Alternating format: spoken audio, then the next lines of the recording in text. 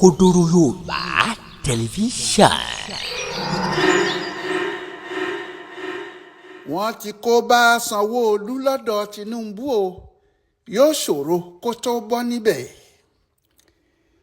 Inú oṣù kẹsàn-án ọdún 2018 bí ìgbà pé ogun dé ní ìpínlẹ̀ Èkó àti agbègbè rẹ̀ ni ọ̀rọ̀ náà sì kárí gbogbo Nàìjíríà pàápàá. Gómìnà Èkó ìgbà náà Akínwùmí Àǹbọ̀dé ló níṣòro. Ó ti ń ṣèjọba bọ̀ láti ọdún 2015. ASIKO sì ti tún súnmọ́ láti gbáradì fún ìdìbò sáà kejì tọdún 2019. Òun náà sì ti múra sílẹ̀. Ṣé ó ti mọ̀ pé kò sí ewu lẹ́gbẹ̀rin ẹ̀kọ́? Àfi bí ifá òṣèlú tó wà ní àdúgbò kan tí wọ́n ń pè ní Bọ́dílọ́n lẹ́kọ̀ọ́ ṣe kọ̀ tí kò fọ́re. Bí wọ́n ṣe ń sọ pẹ̀lẹ́mọ́lẹ̀ ní kinní náà ń dojú dé, bẹ́ẹ̀ ni wọ́n ń tún dà tí kò sì sí ojú sókè. Gbogbo àwọn babaláwo òṣèlú tí wọ́n sì ń wo ojú ọpọ́n ifá náà ni wọ́n ti mọ̀ pé kinní yìí ò fọ́re o. Wọ́n ní Àǹbọ̀dé kò ní ṣe sáà kejì. Àwọn tí wọ́n mọ̀ nípa òṣèlú ní kí Àǹbọ̀dé tètè kó orógbó kókó obì kó lọ́ọ́ fi bọ òrìṣà òṣèlú ní Bọ́dílọ́n. Àmọ́ òun kò mọ̀ pé ọ̀rọ̀ náà le tó bẹ́ẹ̀. Ó gbọ́ rírú ẹbọ kò rú. Ó pe fálékèé, ó pe ọ̀pẹ̀lẹ̀ lólè. Ó ní kò sí òòṣà kan tí gbé ni bí kò ṣe orí ẹni. Ní gbogbo ìgbà tí òun fi ń ṣèjọba ló ti tásì àgẹ̀rẹ̀, kò sì mọ̀, bẹ́ẹ̀ ni kò rẹ́ni sọ fún un. Àwọn tó sì sọ fún un, òun náà kò gbọ́rọ̀ sí wọn lẹ́nu. Ó ní òun ni gómìnà, gbogbo agbára ìjọba Èkó ló wà lọ́wọ́ òun. Ohun tí òun bá sì fẹ́ ló ń lè fi jọba òun ṣe. Kò burú kò bàjẹ́, bẹ́ẹ̀ ni wọ́n ní ifá Èkó sọ, tó sì lérí pé àwọn yóò tún pàdé níbi tí àwọn ti jọ máa ń pàdé. Nígbà náà ni ẹ̀kọ́ yóò fi ojú mímu hàn. Bóyá àkọ̀ ló lágbára jù ní o, bóyá idà tí wọ́n ti bọnú ẹ̀ ní o. Nígbà tó bá yá, ojú gbogbo àwọn ni yóò ṣe. Wọ́n ní 2018 bá dé lóòótọ́, àsìkò tí wọn yóò dìbò abẹ́lé nínú ẹgbẹ́ APC, tí wọn yóò sì fa ẹni tó bá fẹ́ du ipò gómìnà kalẹ̀ láàrin wọn. Bó bá jẹ́ nǹkan lọ bó ti yẹ kó lọ ni, kò gbọ́dọ̀ sí ìbò abẹ́lé, nítorí kò sẹ́ni tí bá gómìnà dupò tí kò bá tí ì lọ sáà kejì pé ẹnu kí wọ́n pàdé kí wọ́n kàn fa ọwọ́ ẹ̀ sókè lásán ni. Àfi bọ́mọ ọkùnrin kan ti jáde tó lóun náà fẹ́ ṣe gómìnà Èkó. Ǹjẹ́ táwa nìyẹn? Wọ́n ní Babájídé Sanwolu ló ń jẹ́.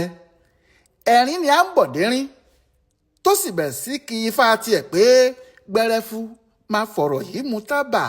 Gbẹrẹfu ọmọ kékeré ló fẹ́ gbapò gómìnà lọ́wọ́ mi. Gbẹrẹfu máa fọ̀rọ̀ yìí mu tábà. Gbẹrẹfu. Ìdí tí ọkùnrin náà fi sọ̀rọ̀ ọ̀hún dàwàdà bẹ́ẹ̀ ni pé ọ̀kan nínú àwọn ọmọọṣẹ́ ẹ̀ ní Sanwó-Olú ṣe. Ọ̀gá àgbà ní iléeṣẹ́ tó ń rí sí ìdàgbàsókè àti dúkìá Èkó ni MD ní Lagos State Development and Property Corporation. Kí tiẹ̀ ṣe kọmíṣánná, báwo ni irú ọmọọṣẹ́ bẹ́ẹ̀ yóò ṣe dìde tí ó ní òun fẹ́ kojú òun? Òun kò mọ̀ pé ìròmi tó ń jó lókè odò, ìrúnmọlẹ̀ tó ń lùlù fún ó wà nísàlẹ̀ omi. Bí ajá bá sì lẹ́ni lẹ́yìn yóò pọ̀ bọ́. Nítorí ní tòdodo gbogbo àwọn tí wọ́n ń pè ní Governors Advisory Council GAC, ẹgbẹ́ tí wọ́n fi ń darí ìjọba Èkó, ni wọ́n ti fohùn ṣọ̀kan pé àwọn kò fẹ́ Àǹbọ̀dé mọ́, ẹlòmíì làwọn fẹ́ mú. Àwọn ni wọ́n sì mú Sanwó-Olú. Ṣùgbọ́n ní gbogbo ìgbà náà Àǹbọ̀dé sì ń rò pé ọ̀gá òun Bọ́lá Ahmed Tinubu, ifá tó ti ń gbẹnu àwọn babaláwo sọ̀rọ̀ láti ọjọ́ yìí, kò jẹ́ lọ́wọ́ sí irú nǹkan bẹ́ẹ̀ fóun. Nítòótọ́ àwọn tí wọ́n mọ eré egéle tó wà nídìí òṣèlú tí wọ́n sì fẹ́ràn Àǹbọ̀dé sọ fún un pé kó lọ bá ọ̀gá ẹ̀ o. Bẹ́ẹ̀ lọ̀gá ẹ̀ ń sọ pé òun àtàwọn ará ẹ̀ ní o kó lọ yanjú ọ̀rọ̀ ẹ̀ lọ́dọ̀ wọn. Báwọn èèyàn sì lọ tí wọ́n lọ bẹ Tinubu lórí ọ̀rọ̀ yìí náà, ohun tó ń sọ ni pé òun kò mọ kinní kan, àwọn tí Àǹbọ̀dé ṣẹ̀ ni. Àfi nígbà tí wọ́n ní kẹ́ni tó bá fẹ́ du ipò gómìnà Èkó lọ gba fọ́ọ̀mù tí Àǹbọ̀dé gbà, tí Sanwó-Olú náà sì gbà. Ìgbà yẹn ni ọkùnrin ará Ẹ̀pẹ́ náà tó mọ̀ pé ọ̀rọ̀ yìí ń kọjá erémọdé o, ó ti ń di ohun tí àwọn àgbàlagbà ń torí ẹ̀ péjọ. Ní ọjọ́ 22 oṣù kẹsàn-án 2018, àwọn GAC yìí ṣèpàdé. Bọ́dílọ́n ni wọ́n ti ṣe ìpàdé náà lálẹ́ nílé Tinubu. Níbẹ̀ ni wọ́n sì ti jáde tí wọ́n kéde fún gbogbo ayé pé àwọn tí wọ́n bá fẹ́ du ipò gómìnà Èkó yóò pàdé láti díje ni o, kò sí pé àwọn yóò fa ẹnikẹ́ni kalẹ̀. Ní ìdí Àǹbọ̀dé bá domi, ó sáré ó sì bẹ̀rẹ̀ kàmpéènì lójijì nítorí àwọn èèyàn sọ fún un pé bí kò bá tètè máa kàmpéènì kiri láàrin àwọn ọmọ ẹgbẹ́ tó ń bọ̀ wá dìbò abẹ́lé, ọ̀rọ̀ náà lè bó ti o. Àwọn tí wọ́n gbọ́n mọ̀ pé àgbàdo inú ìgò ni adìẹ Àǹbọ̀dé fẹ́ ṣàjẹ yóò kàn kún ara ẹ̀ lẹ́yìn lásán ni, àbí nígbà tó bá ń fi ẹnu ṣá ìgò tí kò sinmi. Àǹbọ̀dé ti wá gbọ́ nípa àwọn tó ń ṣe òun tí wọ́n sì ń ṣe àtìlẹ́yìn fún Sanwó-Olú.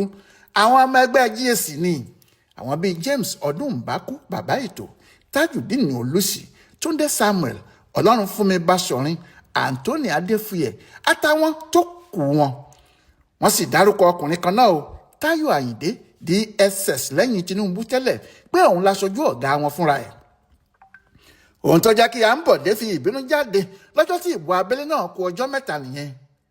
Lọ́jọ́ náà Àǹbọ̀dé kó Tinubu pọ̀ mọ́ àwọn GAC. Ó ní ìranù ní gbogbo wọn ń bá kiri àti pé ọ̀dàlẹ̀ lásán ni wọ́n. Owó Èkó tí òun kò jẹ́ kí wọ́n rí kó tàbí kí wọ́n máa ná bó ṣe wù wọ́n ni wọ́n ṣe fẹ́ gba ipò náà lọ́wọ́ òun. Ó ní ẹ̀sìn alátọ̀sí kò sí lọ́wọ́ Òkóbó àti pé ó yẹ ẹni gbogbo kó dín owó alágbàfọ̀ kù. Ṣé bíi tí a tọ̀ lé wa ni? Ó ní bí wọn yóò bá tilẹ̀ gba ipò gómìnà lọ́wọ́ òun, ṣé èèyàn bíi Sanwó-Olú yìí ni wọn yóò wá fi rọ́pò òun ni? Ó ní kí àwọn ará Èkó àti àwọn ọmọ ẹgbẹ́ ACN tí wọ́n fẹ́ dìbò wá gbọ́ o pé Sanwó-Olú tí àwọn kan fẹ́ gbélé wọn lórí yìí pé tẹ̀wọ̀n dé kan ni o, ó ti ṣẹ̀wọ̀n l'Amẹ́ríkà kí wọ́n tó jù ú padà wá sílé o. Ó ní ìyẹn kò tiẹ̀ ṣe kinní kan torí ẹni bá ṣe é ni yóò fojú ara ẹ̀ rí, ṣùgbọ́n pé èyí tó burú tó yẹ kí gbogbo àwọn tí wọ́n fẹ́ fipá gbé ọmọkùnrin náà lé Èkó lórí mọ̀ ni pé Sanwó-Olú yìí kò gbádùn o, ó ní skánskán. Àǹbọ̀dé ní Sanwó-Olú lárùn ọpọlọ, wọ́n sì ti wò ó lọ́sibítù Arò ní Abẹ́òkúta rí. Lásìkò tí Àǹbọ̀dé ń sọ̀rọ̀ yìí, ìbò abẹ́lé ti kù ọjọ́ mẹ́ta. Ohun táwọn èèyàn tó fẹ́ dìbò sì ń sọ láàrin ara wọn nìyẹn, tí wọ́n ń béèrè pé ṣé lóòótọ́ lẹni tí ọ̀gá fà kalẹ̀ yìí lárùn ọpọlọ. Nígbà tí ọ̀rọ̀ fẹ́ dariwo, Tinubu fúnra ẹ̀ jáde lọ́jọ́ Sunday 30 oṣù kẹsàn-án 2018 ló bá sọ pé kò sí kinní kan tí àwọn ṣe fẹ́ yọ Àǹbọ̀dé ju pé ó ti kúrò lójú ọ̀nà ìdàgbàsókè tí àwọn là sílẹ̀ fún Èkó lọ. Kò sì sí ohun tó lè dá Èkó padà sí ọ̀nà rere náà ju kí Àǹbọ̀dé lọ. Nídìí òṣèlú Èkó, ọ̀pá kan ni Fúlàní fi ń da igba màálùú. Ẹni tó bá sì ju ni lọ ó lè ju nínú pátápátá. Tinubu kò kúkú sọ jù bẹ́ẹ̀ lọ. Nígbà tó sì di ọjọ́ kẹta oṣù kẹwàá 2018 tí wọ́n débi ìdìbò, kíá ni wọ́n fìbò yọ Àǹbọ̀dé dànù. Wọ́n ní kò lè ṣe gómìnà Èkó mọ́. Bẹ́ẹ̀ ni wọ́n yọ bí ẹni tó yọ jìgá tí wọ́n sì ní kó lọ jókòó jẹ́ èyí tó ṣe ti tó. Ṣùgbọ́n àwọn kan sọ nígbà náà o, wọ́n ní ọ̀rọ̀ tó wà nílẹ̀ yìí pàṣán tí wọ́n fi na ìyáálé ni o, ó wà lókè àjà fún ìyàwó kí ìyàwó ṣọ́ra ẹ̀ gidigidi ni.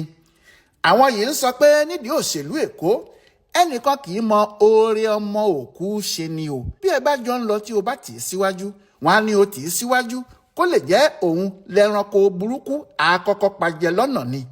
Bó o bá fi í sàárín, wọn á ní o fi í sí àárín kí o lè máa jìn ín lẹ́sẹ̀ ni. Bí o sì fi sẹ́yìn, wọn á ní o fi í sẹ́yìn lóhun nìkan káwọn gbọ́mọgbọ́mọ lè gbé e lọ ni. Pé yóò ṣòro kéèyàn tó rí Tinubu sìn fọ́dún 7 láì fẹsẹ̀ kọ. Ọ̀rọ̀ tí àwọn yìí sọ nígbà náà ló wá jọ pé ó ti ń ṣe yìí o. Àfàìmọ̀ kó má ṣe pé Sanwó-Olú ti há sọ́wọ́ àwọn ọ̀tá rẹ̀, tàbí kó jẹ́ pé ó ti sáré kẹ̀kẹ́ ó sì ti kọlu mọ́tò akọ́yọyọ tó ń bọ̀ lórí eré. Gbogbo ọ̀nà lọkùnrin náà ń gbà báyìí láti tu ọ̀gá ẹ̀ lójú kí wọ́n forí ohun yòówù tó bá ṣe yìí. Àmọ́ ó dàbí pé ẹ̀yìn igbá ló yín gbàdo sí. Kò sì jọ pé aṣọ fẹ́ bá ọmọ yẹ ẹ̀ mọ́. Ó dàbí pé ọmọ yẹ Sanwó-Olú ti rìn hòhò wọjà. Ẹni tí yóò wò ó sàn yóò sì ṣe kó tó jẹ. Kí ni Sanwó-Olú wá ṣe? Kí ló ṣe fọ́gá àwọn àgbà yìí? Ohun tí ọ̀pọ̀ ń béèrè gan nìyẹn. Ìdí ni pé púpọ̀ èèyàn ló mọ Sanwó-Olú pé ohun tí wọ́n fi ẹlẹ́mọ̀ṣọ́ ẹ̀ṣọ́ ló ń ṣọ́ o. Kì í kọjá àyè ara ẹ̀ rárá. àwọn tí wọ́n mọ gómìnà Èkó yìí mọ̀ pé kò sí ohunkóhun tó lè lọ bá a fún, yóò sọ pé kí ẹ kọ́kọ́ lọ sọ fún aṣíwájú ni. Bí o kò bá wá mọ aṣíwájú, ọ̀rọ̀ náà kò ṣeé ṣe nìyẹn. Wọ́n ní bí ọkùnrin náà sì ń ṣègbọ̀nsẹ̀ lọ́wọ́ tí èèyàn kan bá pariwo níta pé aṣíwájú ń bọ̀, ìgbẹ́ náà yóò gbẹmọ Sanwó-Olú nídìí ni o. Bẹ́ẹ̀ wọ́n ní olówó ẹni kì í rorò kó ní kẹ́ni máṣu, kì í ṣe bíi ti Sanwó-Olú àti Tinubu o. Alágẹmọ tó ń ṣe jẹ́jẹ́ ikú pa á, ká má tí ì wá sọ ọ̀pọ̀lọ́ tó nu ara ẹ̀ mọ́lẹ̀ kí ikú tó dé rárá. Ohun téèyàn lè sọ sí ọ̀rọ̀ ọmọkùnrin yìí nìyẹn, torí jẹ́jẹ́ ẹ̀ ló ń lọ, àgàgà bí ọ̀rọ̀ bá ti di ọ̀rọ̀ ọ̀gá wọn. Ìyẹn làwọn èèyàn kò ṣe tètè mọ̀ pé wọ́n ń bá gómìnà Èkó yìí jà, àfi nígbà tí ọ̀rọ̀ Múdàṣírù Ọbásá ṣẹlẹ̀ tí Tinubu sì bínú rọgbọndàn. Kí ó tó di pé wọ́n yọ Ọbásá gẹ́gẹ́ bí olórí ilé ìgbìmọ̀ asòfin Èkó yìí, lọ́kùnrin náà ti ń gun Sanwó-Olú gàràgàrà. Sanwó-Olú kò sì jẹ́ kinní kan lójú ẹ̀. Ní gbogbo ìgbà ló máa ń fẹ́ fi hàn pé kò jẹ́ nǹkan kan. Àwọn èèyàn kọ́kọ́ rò pé nítorí tó fẹ́ du ipò gómìnà ni. Nígbà tí ọ̀rọ̀ ilé ìgbìmọ̀ asòfin yìí ṣẹlẹ̀ ni wọ́n tó mọ̀ pé ọ̀rọ̀ náà jù bẹ́ẹ̀ lọ. Àwọn asòfin ti yọ Ọbásá dànù, gbogbo wọn ló sì yọ.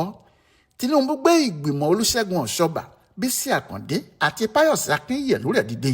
Wọ́n ní kí Ọbásá àti Mojísọ́lá Mẹ̀rẹ́ndà tí wọ́n fi rọ́pò ẹ̀ máa lọ, kí wọ́n mú olórí ilé ìgbìmọ̀ asòfin tuntun míì. Ọbásá lòun ò gbà. Àwọn èèyàn sì wòye pé kí ló lè ṣe Ọbásá tí yóò máa gbó bàbá Àkàndé àti Ọ̀ṣọ́bà lẹ́nu. Àwọn ò sì tètè mọ̀ pé Tinubu ló wà lẹ́yìn Ọbásá. Bẹ́ẹ̀ ni wọ́n dá Ọbásá padà ní gbogbo ọ̀nà. Nígbà tí àwọn asòfin tó kù sì ń bínú, Tinubu pè wọ́n sí Àbújá níbi tó ti hàn tí wọ́n sì gbọ́ dáadáa pé wọ́n rí ọwọ́ Sanwó-Olú yìí nínú ọ̀rọ̀ Ọbásá, ní ọ̀gá kò ṣe gbà fún gbogbo wọn. Èyí fi hàn pé Sanwó-Olú gan ni wọ́n ń bá jà. Kí ló wáá ṣe? Bí ẹ bá rí lẹ́nu ọjọ́ mẹ́ta yìí tí Àtíkù Abubakar pariwo jáde pé òun kò mọ Sanwó-Olú rí o, kò sì fóun lówó kankan o, òun kò sì mọ obìnrin kan tí wọ́n láwọn EFCC ń wá náà rí. Tí àwọn èèyàn Peter Obi náà ń sọ̀rọ̀ pé òun náà kò mọ kinní kan nínú ọ̀rọ̀ tí wọ́n ń gbé kiri pé Sanwó-Olú fóun lówó. Ohun tó ṣẹlẹ̀ gan nìyẹn o. Wọ́n ní nígbà tí ìbò 2023 yẹn ń lọ, Sanwó-Olú fowó ránṣẹ́ sí Àtíkù, owó Èkó, bẹ́ẹ̀ ló sì tún fún Peter Obi náà lówó. Ohun táwọn ọmọ Tinubu wá ń sọ ni pé bí ikú ilé ò pa ni tó dé kò lè pa ni, ọ̀tá bí ọ̀rẹ́ ni Sanwó-Olú jẹ́ sí Tinubu. Wọ́n ní bí kò bá jẹ́ bẹ́ẹ̀, báwo ni Sanwó-Olú yóò ṣe máa jẹ oúnjẹ Èkó tí yóò máa mu omi Èkó tó sì jẹ́ aṣíwájú ló fún un ní gbogbo ẹ̀, tí yóò tún máa wá gbẹ̀yìn gbẹ́ kòtò sílẹ̀ fún aṣíwájú ọ̀hún. Àwọn tí wọ́n mọ ohun tó ń lọ ní ọ̀rọ̀ náà kò rí bẹ́ẹ̀ rárá o. Pé nígbà tí kì í ṣe pé èèyàn ń ṣe wèrè, kí ni Sanwó-Olú fẹ́ rí gbà lọ́wọ́ Àtíkù tàbí Òbí tí yóò wá fi kẹ̀yìn sí Tinubu? Wọ́n ní àwọn tí wọ́n fẹ́ pa á, àwọn tí wọ́n fẹ́ bà tiẹ̀ jẹ́ nítorí ìtara wọn ni wọ́n ń gbé ọ̀rọ̀ náà kiri. Ṣé ẹ wá mọ̀ pé bí ayé kò bá rí, wọn kì í wí o. Ó kàn jẹ́ pé ọ̀rọ̀ òkèèrè bí kò bá pẹ̀dín yóò pèlé ni. Kíní kan ṣẹlẹ̀ tó mú ìfura dání lóòótọ́, ṣùgbọ́n tí kì í ṣe báwọn èèyàn ṣe ń gbé e kiri.